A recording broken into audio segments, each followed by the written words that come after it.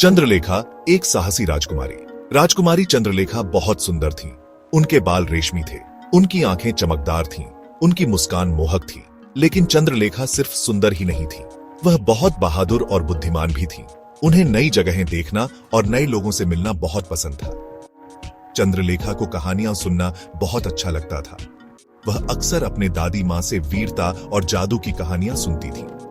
इन कहानियों ने उनके दिल में साहस और उत्सुकता की आग जगा दी थी। एक दिन चंद्रलेखा को पता चला एक रहस्यमय तांत्रिक के बारे में। यह तांत्रिक एक घने जंगल में रहता था। कहा जाता था कि उसके पास अलौकिक शक्तियां हैं। लोग उससे डरते थे। चंद्रलेखा को तांत्रिक की कहानी सुनकर बहुत उत्सुकता हुई।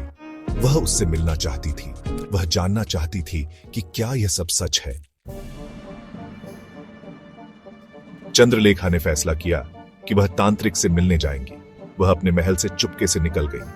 वह घने जंगल में पहुंची जहां तांत्रिक रहता था। जंगल में चंद्रलेखा को तांत्रिक मिला। तांत्रिक एक बूढ़ा व्यक्ति था। उसकी आंखें चमक रही थीं। उसने चंद्रलेखा को 3 चुनौतियां दी। पहली चुनौती थी एक उफनती नदी को पार करना।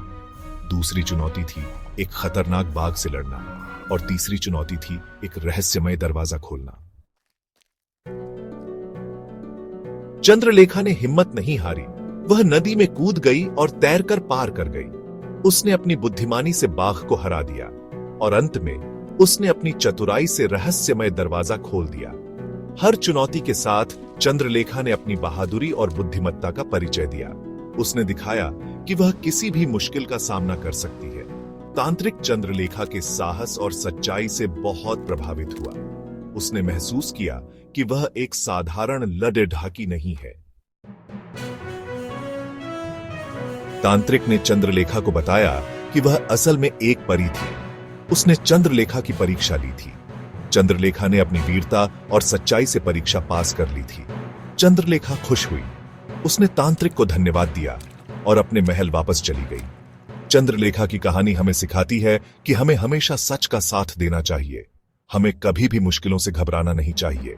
सच्चाई और साहस से हमेशा जीत होती है।